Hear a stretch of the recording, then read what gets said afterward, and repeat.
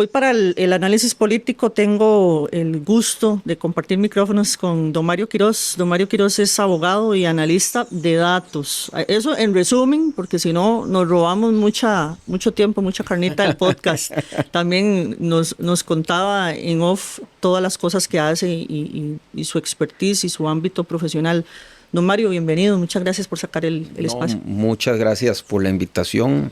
Un gusto siempre compartir en todos los espacios de que se pueda. Yo creo que hay que tener una obligación de estar diciendo las cosas con neutralidad, con coherencia, ver cómo uno las ve y para entender el momento en el que estamos. De educar y de sensibilizar. Estábamos hablando en off casualmente sobre toda la dinámica que existe hoy social, en términos generales, política y además global, cómo el mundo cambió y eso implica, sí o sí, a Costa Rica. El costarricense, por idiosincrasia, siempre lo señalo, incluso estaba hablando antes de entrar en este podcast con dos expertos sobre crimen organizado que vamos a tener acá en un evento, de que definitivamente el crimen organizado llegó también a Costa Rica, se instaló y hay un tema de asentamiento y unas dinámicas que son muy complejas. Pero es eso, es que en términos de seguridad, en términos geopolíticos y en términos de todo lo local, de lo costarricense, cambiamos. Yo lo he dicho en repetidas ocasiones, definitivamente algo pasó. ¿Qué fue lo que cambió? Yo creo que venimos, yo doy un dato que creo que ejemplifica todo. Me voy a ir al 2021, que es el año antes de que don Rodrigo Chávez quede electo. Y hay un dato que yo siempre digo. El desempleo joven en Costa Rica durante 30 años ha sido 2.6 veces más alto que el desempleo nacional. Desempleo joven en Costa Rica son personas de 15 a 24 años, que son todas, Tania, las que le metemos cada 4 años al padrón. Eso es el taco que hemos venido haciendo. Si uno se va a los otros indicadores, todos los indicadores han empeorado o al menos no han mejorado. Pero claro, podemos caer en la trampa de los porcentajes que llamo yo, ¿verdad? Porque cuando uno dice, bueno, la pobreza se nos ha mantenido más o menos 20%, sí, pero la población ha crecido. Eso significa que hay más gente con necesidades, más gente demandando inversión social. Eso es el contexto en el que llega Rodrigo Chávez, un país donde la institucionalidad dejó de funcionar. Aquí yo siempre tengo cuidado. Los modelos, como todo en la vida, se agotan. Tuvimos un modelo que fue muy generoso, tan generoso que todavía hay algunas cosas que nos sostienen, pero a hoy, que alguien me diga que la caja da el mismo nivel de servicio que daba hace 20 años, no me lo puede sostener. Que el Poder Judicial no está debiendo, no me lo puede sostener. Que tenemos hoy un Instituto Costarricense de Electricidad que no puede satisfacer la demanda eléctrica, ojo, para generar trabajos. Ya no puede, sencillamente porque es un país diferente. Y es un país también diferente, como dijimos, en un contexto global donde la multilateralidad está desapareciendo, estamos pasando a la bilateralidad, estamos en un fenómeno de desglobalización que se enciende tal vez por el país que menos hubiéramos esperado que lo haga, que es Estados Unidos. Tiene un presidente con un estilo particular, que ejerce el poder de una manera también particular, que no le importa ejercerlo y que no le importa hacer sentir el peso de Estados Unidos en las relaciones bilaterales con los países. Y ese es el contexto en el que estamos. Pretender que la realidad sea distinta no ayuda en nada. Yo siempre digo que hay una frase de un psicólogo que dice que las cosas nunca son como quisiera que fuéramos, nunca son como podrían ser o como deberían, son lo que son. Y mientras más rápido aceptemos eso, más rápido podemos hacer cambios. Le tocaba entonces, según lo que estás diciendo, a don Rodrigo ser ese agente de cambio disruptivo. Se han criticado mucho más las formas que el fondo, ¿verdad? También lo hablábamos en off, que definitivamente hay muchas cosas que se están planteando desde la presidencia que todos queremos, ¿verdad? Y por las que incluso además votamos, un poco saliéndome hacia afuera con Estados Unidos, es lo que le pasa a Trump. Bueno, Trump tiene un liderazgo muy fuerte, muy fuerte, además llegó con muchísimo más poder en esta segunda ocasión, pero le tocaba entonces sí o sí a Rodrigo Chávez asumir ese rol. Tal vez no le tocaba a él, pero sí le tocaba a Costa Rica. El discurso o la figura el discurso anti-establishment no es algo nuevo. Tiene un nombre, Otón Solís, y un apellido PAC. Y ese discurso empezó en el 2002. Se fue cocinando, y había señales.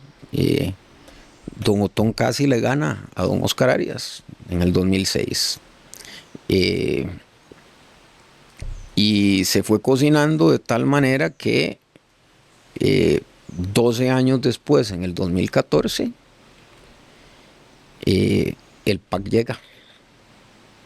Pero a lo largo de 2014 y 2018, en las elecciones, también vimos muchas señales de cambio que tal vez la clase política no atajó a tiempo. Que don José María Villalta saliera en las encuestas tan alto y que saliera con una votación tan alta, era una señal de cambio o de una búsqueda de cambio del electorado. Lo había sido también en el 2010 una votación muy alta de don Otto Guevara. Que ganara don Luis Guillermo Solís, otra señal de cambio. Que 4 años después pasaran a segunda ronda don Fabricio Alvarado y don Carlos Alvarado, otra señal de cambio. ¿Qué ocurre? Bueno, el PAC, justa o injustamente, resulta en fue un voto de cambio dentro del sistema, si se puede decir. Pero, y aquí es a la parte que voy de justa o injustamente, pero justa o injustamente se le juzga como una promesa de cambio incumplida. Tan incumplida que no se le castiga solo al PAC, porque el castigo en la votación fue severo, sino que esto es una opinión personal, fue un mensaje a todo el sistema político. Y claro, cuando la gente vota por el cambio y ese cambio no se materializa efectivamente, lo que se va es radicalizando la necesidad de cambio. Y sí, entonces tocaba y estaba el ambiente abierto para una figura con un discurso más duro, más radical y más personalista. Y eso fue don Rodrigo Chávez con su segunda pata de banco, porque esto es un proyecto político que tiene dos caras, don Rodrigo y doña Pilar, y es indisoluble eso.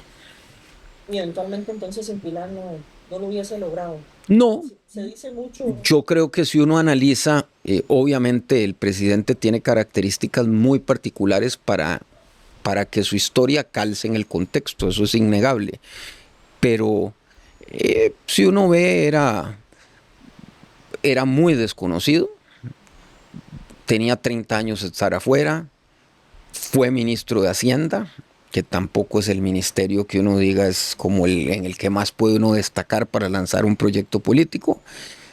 Salió del gobierno, si se quiere, sí, peleado por un tema técnico de regla fiscal de las municipalidades, que tampoco es algo que... y bueno, enfrentó los retos de las acusaciones venidas del Banco Mundial, que si uno ve en el papel, uno podría decir, este no es un candidato atractivo.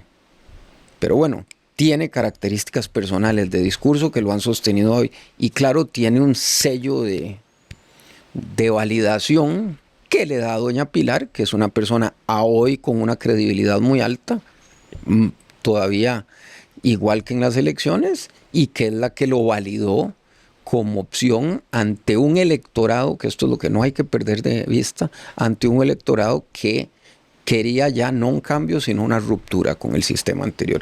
Y ahí es donde entran estas dos figuras. Bueno, y ella también es agresiva, ¿verdad? En cuanto a los planteamientos. Entonces, ese es el estilo que estamos viendo a nivel internacional, en todo caso, no es solo en Costa Rica. Muchos de los que son seguidores del chavismo dicen que ellos están jugando solos. Vos haces esa lectura de que definitivamente no hay ahorita una propuesta, porque también hay que señalar que la gente no vota por los partidos políticos y por las estructuras. Antes se votaba, ¿verdad? Recordad cuando la gente se afiliaba en los tiempos del bipartidismo y más allá. Por supuesto, ya el asunto cambió, ya hay una ruptura ahí de ese paradigma de quienes votaban por una bandera y por una estructura partidaria, más allá del personaje. Hoy es un asunto estrictamente de personaje. No estrictamente. Aquí hay una línea muy tenue porque obviamente hay partidos, especialmente los tradicionales, y en los tradicionales ya yo voy a meter al frente, metería ahí a Liberación, La Unidad, el PAC y el Frente Amplio. A Nueva República todavía lo dejo un poquito afuera porque es un fenómeno muy atado a una figura personal como es don Fabricio. Yo tengo mis serias dudas de si el proyecto de Nueva República sería viable sin él. Sin él, ¿verdad? Entonces todavía lo dejo afuera. Pero en esos 4 que señalo, sí son marcas partidarias que dan cierto piso para lo que sea, algunos para pelear por la presidencia, otros para diputaciones, pero también generan un techo. Entonces, las marcas partidarias sí aportan algo de capital político, pero estas 4 marcas tradicionales también, para cualquiera que trate de ir sobre esa estructura a una elección, también restan. Entonces, ese juego de marcas partidarias suma y resta, y no es un juego de suma cero, ¿verdad? Yo creo que Liberación Nacional y La Unidad tienen un problema de marca importante. El del PAC, ni qué decir. Pero el PAC y el Frente Amplio se plantearán para las próximas elecciones más como jugadores de nicho que opciones nacionales, ¿verdad? Ellos creo que van y tienen que resolver una pelea incluso propia, donde tienen ciertas correlaciones que tienen que resolver o conflictos o enfrentamientos en ciertas provincias donde se restarán unos a otros y hay que ver qué pasa. Esos problemas no lo tienen otros, hablemoslo en el caso del oficialismo. El caso del oficialismo es bastante particular y creo que lo han jugado hábilmente porque hasta ahora no tienen partido. Eso tiene sus ventajas y tiene sus desventajas, pero creo que estratégicamente lo han hecho bien. No tienen partido y no tienen candidato. Es un proyecto político, eso sí hay que decirlo, que gira en torno a la figura del presidente para bien y para mal. Y de doña Pilar también. Sí, y sí ves que tienen es un proyecto político, ¿lo ves así? Sí, yo creo, esta discusión la he tenido con muchos amigos porque me han dicho, no tienen proyecto, no tienen plan, no tienen propuesta, y entonces mi respuesta siempre les digo, vamos a ver, te puede parecer a quien me dice que es un mal proyecto, te puede no gustar el proyecto, pero es un proyecto, es una propuesta que para vos es buena, mala, regular, pero es una proyecto. Y creo que tiene una de las virtudes que ha tenido el presidente, es que lo han logrado simplificar a nivel de comunicación muy sencillo. Hay una institucionalidad que no sirve, esa institucionalidad está capturada y mi propuesta es que nos den diputados para cambiarla. Esa es la propuesta política del presidente. Hacer una constituyente. O una constituyente o con reformas parciales, dependiendo cuánto le pueda dar. Del contexto, ahora Tania, volviéndome al inicio de la pregunta, es que hay una falta de visión y de comprensión estratégica del contexto de la oposición, para responder una pregunta que para mí es muy sencilla. El problema de la oposición no se llama Rodrigo Chávez. O por lo menos el principal problema no es Rodrigo Chávez. El principal problema que tienen que resolver ellos es por qué la gente vota por Rodrigo Chávez y no por ellos. O por qué la gente no vota por ellos. En algunas charlas que he hecho un ejercicio que parece sencillo. Y les digo, bueno, ¿qué piensa usted del presidente? Es vulgar, es pachuco, bueno, ya cuando van como por 20 adjetivos, les digo, bueno, esto resume lo que piensa, sí. Y les digo, ¿y ustedes se han preguntado por qué la gente prefiere votar por un vulgar, por él, pachuco, con todo lo que usted dice, y no por ustedes? Opinión, ¿verdad? Bueno, es que se ven representados también. No creo. Lo que dice Rodrigo Chávez es lo que queremos decir muchos, ¿verdad? Con la fuerza con la que lo dice y hacia dónde también. Creo, Tania, que ahí acabas de reducir en una frase el contexto político y lo que hay que entender. Todo mundo o mucha gente está todavía anclada en la época del bipartidismo, y la época del bipartidismo por condiciones normales de que solo había dos opciones, era una política de oferta. Entonces yo proponía más o menos estas cositas, el otro proponía esto, y nos peleábamos unos indecisos ahí. Cuando se rompe el bipartidismo, entra un juego de demanda, porque ya la conformación de coaliciones electorales se hace distinto. Entonces, lo que vos acabas de decir es eso, entender que el país tiene una demanda y una necesidad de cambio mayoritaria. Los menos son las personas, la famosa estructura, la famosa base del partido, que lo que quiere es ver cómo hace para volver a un sistema donde ellos reinaban, donde ellos repartían puestos, repartían ayudas. Eso era el viejo sistema, la vieja guardia. Pero esos son los menos. Distintos grados y distintas intensidades. Hay gente que rompió con el sistema, esencialmente están aglutinados de distintas maneras en torno al presidente, a su discurso o ambas. Pero incluso del otro lado, a los que no les gusta el presidente, hay una mayoría que puede ser que no vote por el presidente, pero tampoco quieren volver a lo anterior. Entonces, también estarían esperando una opción de cambio más moderada, que diga las cosas en una forma distinta, que es lo que se le critica al presidente, pero quieren y tienen necesidad de ese cambio. No van a volver a lo anterior, porque hay que decirlo, y esto sí, y yo aquí sí voy tal vez a abrir el paraguas. En Costa Rica ahora, y ojo, yo tengo muchas diferencias en la forma en que el presidente dice las cosas, pero tampoco creo que esa diferencia se pueda extender a que un presidente no pueda criticar a los otros poderes, porque resulta que eso es un ataque a la institucionalidad. Entonces, cada poder tiene que responder por las funciones que tiene encomendadas, y así como al presidente uno le puede criticar que esperaría más resultados en salud, educación, seguridad, bueno, exacto. También uno podría al Poder Judicial reclamarle la mora judicial, lo que tardan los procesos. El otro día una persona en la oficina fue a una audiencia judicial, y cuando pasa que uno, tristemente, los abogados ya estamos tan acostumbrados y lo hemos normalizado, se tardó 11 años en llegar a la audiencia. 11 años.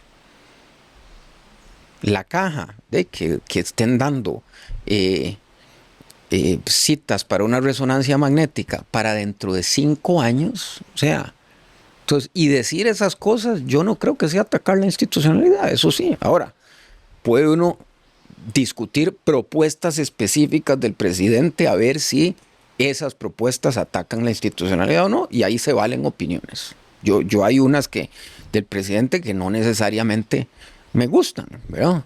Pero también del otro lado, cuando volvés a decir que está solo, hay un dato, a mí es que me encantan los datos. Y la oposición tiene 47, arrancó con 47 diputados. Pudo haber sumado 2 más de gente que se le fue al oficialismo, con 49. Si la oposición hubiera querido hacer las reformas que se necesitan en Costa Rica, no las que el presidente Chávez propone, las que necesitamos en Costa Rica, las hubiera hecho y el presidente se hubiera quedado hablando solo todos los miércoles. Pero no lo hicieron. Entonces, es esta dinámica en la que nos hemos metido que tristemente no le veo solución pronta. Eso es. Pero que también la entiendo, y esta es la parte que tal vez tengo algo de tranquilidad, que es un proceso de cambio de ciclo político también natural, que experimenta todos los países cuando se desgasta su modelo y también cuando tenemos influencias externas donde se ven liderazgos, si se quiere, más pragmáticos, más efectistas, que están dando resultado.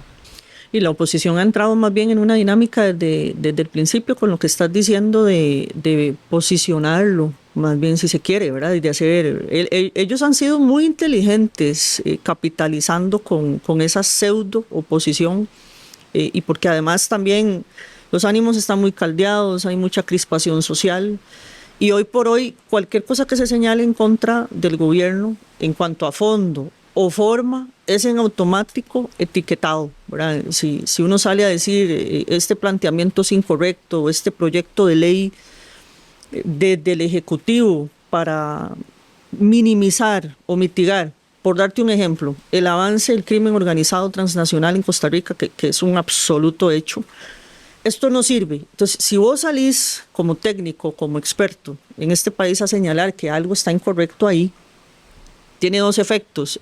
Uno es que de inmediato te etiquetan como FA, PLN, es lo que te ponen. Bueno, en el mejor de los casos, porque se reciben ofensas de todo tipo. Entonces, te van a etiquetar como que si no te gusta algo técnicamente, porque es incorrecto, no porque sea emanado desde el presidente o el ejecutivo. Entonces, ya estás encasillado ahí. Esta debe ser del FA, esta debe ser de... Bueno, vea lo que pasó hace unos días con el medio de comunicación, que fue víctima Douglas Sánchez, como ha sido víctima de violencia de todo tipo, principalmente en las redes sociales, e incluso hasta de amenazas, porque no se tiene derecho de señalar prácticamente ninguna preferencia política. Yo sé que los periodistas tienen que tener muchísimo más cuidado en cuanto a, por más que les cueste además disimularlo, porque hay una línea editorial que es, ya todos sabemos cuál es. Pero entonces, la oposición hoy más bien está haciendo campaña para ellos, para el chavismo, porque ellos están capitalizando con esa oposición, porque además la gente los ve como más de lo mismo. Es complejo, ¿no? Bueno, muy buena pregunta. O sea, volviendo primero a poner la mirada en el electorado. Tania, yo tengo la hipótesis por comprobarse de que ya aquí como que esto se trabó, ¿verdad? Hay los números que voy a dar no son de intención de voto, son de bloques de apoyo iniciales. Hay lo que yo estimo un 54, esto lo había dicho en noviembre, me lo validó la encuesta del CIEP. Hay un bloque ya muy duro que puede andar entre un 54 y 57% de apoyo al presidente, un 24-28% que es antipresidente y hay un 17-21% que se está moviendo por ahí. Y sí, estamos muy crispados, a mí me hace gracia porque sí, depende del comentario que haga uno. A mí en una misma semana me han dicho del PAC, antigobierno, chavista, de todo, en una misma semana y por distintos comentarios. Como le decía, le contestaba yo a alguien en Facebook, yo tengo 52 años, mi primer voto fue en el 94, 94, 98, 2002, 2006 y 2010, ojo, y con esto no voy a decir que en todas voté por Liberación, pues la verdad es que mi historia de votación siempre ha sido por lo que yo considero la mejor propuesta, no por el partido, pero eran las épocas donde todavía el bipartidismo era hegemónico de alguna Era lo manera. que había también, Y no era había lo más que había. opción. Entonces, como le contestaba yo a esta persona, le digo, todos en algún momento o votamos por Liberación o votamos, porque esas eran las opciones que había. O se militó ahí, o Sí. había una banderita de Liberación Sí, o el PUSC en la casa, o vos fuiste guía, o yo fui guía. Exacto, no, y yo milité, a pesar de que sí voté en alguna otra ocasión por Liberación Nacional, milité y tuve responsabilidades en una campaña municipal en Liberación Nacional y en una precampaña interna. Yo no soy de renegar las cosas, lo hice porque en esos momentos creí que era la mejor alternativa. Y creo que mientras la gente actúe así, creyendo que está votando por la mejor alternativa para el país, creo que eso no se les puede reclamar. También en segunda ronda electoral del 2018 le di el apoyo a don Carlos Alvarado porque creí que era la mejor alternativa. No necesariamente resulta que la otra, esa era mi opinión, ¿verdad? Pero eso no significa de más que eso. Yo creo que sí tenemos que de alguna manera todos volver como a calmarnos, porque salvo que alguien venga con un serrucho, parta el país en las partes y digamos, aquí se van a quedar viviendo los que apoyan al presidente Chávez, aquí los que no lo apoyan, y vamos aquí a cortar con un serrucho, y aquí cada uno tenemos que ver cómo nos ponemos de acuerdo. Por eso yo insisto tanto en el concepto de ruptura del sistema. El sistema anterior se rompió, hay que volver a recomponerlo. Y eso sí es un concepto que creo, a pesar de que muchas de las formas en que el presidente dice las cosas no me gusta, sí hay un concepto implícito de que hay que hacer algo, porque vuelvo al tema de ruptura, cambio. Hay que cambiar las cosas y hay que hacer propuestas para cambiarlas. ¿Costa Rica es hoy un país más inseguro? Sí. Sí, claro. En general. O sea, puede ser que nos dé, como don Mario Zamora, muy buen amigo, ministro de Seguridad, y salga y diga, bueno, disminuyeron los delitos contra la propiedad. Bueno, sí, puede ser que un mes disminuyó. Eso no necesariamente nos hace más seguros. En general, no somos más seguros. Yo lo he definido, porque he tratado de pensar mucho cómo se puede ejemplificar esto. Tenemos una crisis de servicios públicos que arrastramos desde hace 30 años. Desde hace 30 años venimos así. Esos son por lo menos 2 generaciones.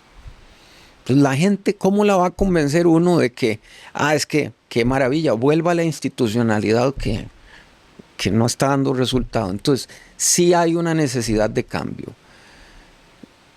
Hay, de nuevo, una propuesta del presidente que está ahí, está planteada: denme diputados y como dice doña Pilar, denme diputados y les devolvemos un país distinto, que le ha oído decir eso, ¿verdad? Esa es la propuesta, hay una propuesta. ¿Cuál es la propuesta de la oposición? Y la propuesta de la oposición, cuando uno la oye, es básicamente: no cambiemos nada. Ese es el problema que hay. Y volvemos entonces al círculo. El electorado que demanda cambio, y el único que le está hablando a ese electorado es... A mí estas cosas, vieras que no sé, me extrañan mucho, porque si uno lo ve así de simple, vean lo simple que es. Hay un electorado que demanda cambio. El único que le está hablando a ese electorado, con una propuesta buena, mala, regular, se valen todas las opiniones, es el presidente. De aquí no hay propuesta, salvo no soy Chávez. Esa es la propuesta de la oposición. Entonces, hay un caso que incluso yo le he dicho a mis amigos, bueno, está muy bueno, pueden construir todo el caso que quieran de que no hay que darle continuidad al oficialismo. Ahora, ¿por qué la gente debería votar por ustedes. Está bien, ya hicieron el caso, convencieron a un elector de no votar por el presidente, ahora, ¿cómo lo hacen votar por ustedes? ¿Y sobre la base de qué es que no hay que votar por el oficialismo, verdad? Porque también hay que admitir que la narrativa casi toda generalizada es que hoy por hoy Rodrigo Chávez representa una posibilidad es una amenaza hacia la democracia y el Estado de Derecho. Eso yo lo oigo todos los días. Entonces, es el peligro. Entonces, esa va a ser eventualmente la narrativa en la precampaña cuando ya se arranque en serio de, ojo, cuidado, porque vamos a perder lo que nosotros construimos, ¿verdad? Que es la Costa Rica que nosotros fundamos, y un poco retrotraernos y vivir de las glorias pasadas y señalarle a la gente y jugar con la psiquis de la gente, ¿verdad? De los peligros, hacer un mega memorándum del miedo. Y jugar con la psiquis de la gente desde esa perspectiva. Ahora, eso por ahí. Y lo otro, para que no se me olvide, es que ahora señalaste el tema de las diputaciones. Si me dan diputados, yo puedo lograr, ¿verdad?, romper todos esos cuellos de botella y las trabas que otros ven como un gran riesgo para nuestro sistema democrático, como si escoger diputados fuese algo que no necesita un cambio también. ¿Renuncia o no renuncia Rodrigo Chávez? ¿Cómo lo ves? Porque si renuncia y se lanza a buscar esa diputación, puede ser que definitivamente hay un tema de consciente y subconsciente y que vos vas a explicar técnicamente, pero arrasa con la Asamblea Legislativa. No arrasa, porque precisamente por el sistema de elección en Costa Rica es difícil llegarle. Estoy en estos momentos haciendo un estudio, no es una encuesta, es una simulación matemática de modelos a la que le hemos estado cargando datos y simulando escenarios. A hoy, puesto en simple, si el presidente renuncia a lo que podría llegar a hoy, es como a 35 diputados en el mejor de los casos. Eso es muchísimo si poder. Renunciara, ¿verdad? Por eso yo, si me pusiera del lado de él, políticamente, no hablo jurídicamente, porque esa es otra cosa que obviamente él tiene que considerar, políticamente esa sería la jugada más audaz del oficialismo. Y yo incluso creo que políticamente eso, lo más audaz sería que él renunciara y traerse de candidato o candidata a presidente a alguien de afuera. No, ojo, aquí estoy diciendo, no Laura Fernández. Eso sería lo más audaz. Y pienso a alguien que tuviera un perfil aún de outsider, pero que tal vez tuviera un tono distinto al presidente para que más bien compensara esa oferta y que a ciertos sectores les diera tranquilidad de compensar el tono. Entonces, mantiene el liderazgo del presidente, mantiene el tono, pero tendría una figura hacia la presidencia que más bien le compense eso siendo un outsider. Está un poquito más moderado. Sí, siempre con la misma firmeza, con la misma sobre los mismos temas, pero que deje al presidente seguir siendo el presidente en campaña y que él compense eso. Eso para mí sería lo más audaz. Claro, está el tema jurídico Daniel, o sea, para mí el Poder Judicial ha manejado su comunicación en estos 3 años de manera poco estratégica, por decir lo mismo, para no decir otra palabra, ¿verdad? Cuando uno oye a un fiscal general que las manifestaciones son: me nombró Dios, no tengo jefes, la marcha que hicieron estaba llena de acusados e imputados, cuando el fiscal general, o sea, si hay un funcionario que tiene una posibilidad estratégica de comunicación sencilla, es el fiscal general, que ante una pregunta lo único que debería decir es: bueno, me llegó esta pregunta y la respuesta correcta, si yo lo asesorara, sería: Vean, precisamente por la importancia que tiene una denuncia de una acusación hacia el presidente de la República, hay que resguardarle su derecho de defensa, seguir el debido proceso, y yo no me voy a manifestar en cuanto a una investigación en curso que tendrá que seguir el proceso normal. Eso es lo que debería. Cae el Poder Judicial también en el tema de este proyecto para adelantar la jubilación y la pensión, y uno oye a don Randall Zúñiga, que ha sido una persona que, tengo que decirlo, es la primera vez que lo oigo en comunicación fallar. Había sido muy bueno, más allá en su estilo, hablo de forma. Sí, claro. Pero entra y para defenderse ataca al presidente. ¿Qué es el error estratégico de esto? Bueno, se están metiendo en una cancha en que ellos no son buenos. No saben jugar ahí. No saben jugar ahí. El presidente sí. Y ahí va a salir ganando el presidente. Entonces, yo Le creo... están haciendo campaña. Eso creo que es una buena forma de verlo. Sí. O sea, le están validando su narrativa. Por eso yo a veces digo incluso, y lo pienso, a veces es que ni siquiera es que el presidente tenga que hacer mucho. Si usted ve la dinámica política en que estamos, es esperar qué dice el presidente el miércoles para jueves, viernes, viernes. Bueno, viernes no, pues la asamblea no trabaja.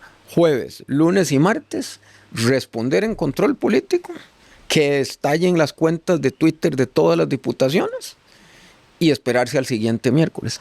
Pero es una estrategia reactiva definida en función del presidente, no en función propia. Y ahí es donde esta demanda que yo he dicho, que está atendiendo el presidente, ellos no la atienden, porque lo que están atendiendo es esto, no esto. Sí. Y todos los políticos salen de inmediato a hacer declaraciones en X, a hacer clips, videitos cortos de la conferencia de prensa que son posicionamiento. Por eso es que yo digo que la oposición está trabajando, sí o sí, toda la oposición está trabajando para capitalizar. Le validan y además volvamos a lo mismo. Mira, en una enorme mayoría de temas, el diagnóstico también del presidente es correcto. Entonces, más bien lo que hacen con eso es poner en el centro de la discusión el tema y darle la razón. Y darle la razón al presidente. Temas hasta, temas con los cuales hasta muchos de la oposición están de acuerdo. Yo he hablado con exministros, exviceministros, expresidentes ejecutivos. Todos están de acuerdo con que hay que reformar la Contraloría. Pero no lo hacen porque no hay que darle la medalla al presidente. ¿Qué hubiera hecho yo? Reformo sin el presidente la ley. Ese proyecto suyo no, pero aquí está la reforma a la Contraloría. Si tenían 49 diputados para hacerlo. Ojo, 49, es más de lo que el presidente está pidiendo. Pero no se pueden poner de acuerdo en eso. ¿Por qué? Porque la política en Costa Rica está electoralizada. Entonces, lo único, ahora dijiste algo que no quiero que se me vaya, lo único que importa es cómo me aseguro diputaciones. Nada más. Y si alcanzo la presidencia, perfecto, pero mientras me asegure de diputaciones, ahí estoy tranquilo. Y eso te iba a preguntar ya para ir haciendo el cierre en un minuto. Hay partidos que definitivamente están absolutamente conscientes de que están jugando en esa cancha pequeñita. Bueno, depende cómo se vea, ¿verdad? Porque sigue siendo el primer poder de la República, pero hay muchos que están enfocados en las diputaciones y sí están conscientes de que definitivamente no van a llegar. ¿Y qué necesita eventualmente? Porque hay un porcentaje muy alto, y lo tenés ahí con los datos, todavía hay un porcentaje muy alto de votantes a los que hay que convencer, ¿verdad? Y que no saben hoy por hoy por quién. También hay un número muy grande que ha dicho por el que sea o la que sea que coloque Rodrigo Chávez, porque yo sí creo que toda esta narrativa, liderazgo y forma es heredable. Yo sí estoy convencida de que eso puede pasar. Vea el ejemplo de México con Sheinbaum, y podríamos hablar de otros ejemplos también. México, Venezuela, México, Panamá. Venezuela, sí. Eso va a pasar. Pero entonces la oposición y los que no están convencidos, ¿qué deberían de hacer en este corto tiempo? Porque tienen todo el estigma y el peso de que las personas en este país, y ahí me voy a incluir, estamos necesitando cambios, ¿ok? Y la institucionalidad nos ha fallado una y mil veces. Ahí mencionaste un par de casos.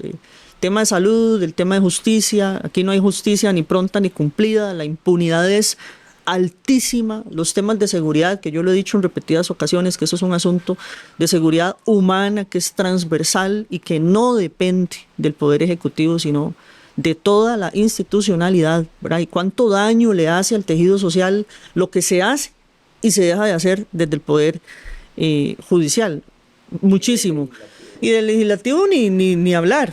Pero bueno, de eso nadie lo señala. Siempre se señala además al ministro de Seguridad Pública, esté también quien esté, más allá de lo que yo piense sobre el ministro, que me parece que es un hombre muy estudiado, muy preparado.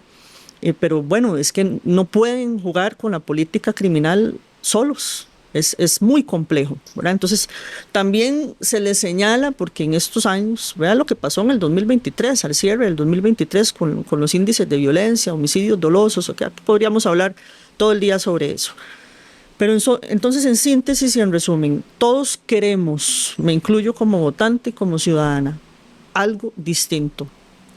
No lo estamos viendo, definitivamente. ¿Qué tiene que hacer la oposición o el resto de los partidos políticos? Que también hay otro tema, coalición sí, coalición no, con tal de ganarle unas votaciones al chavismo.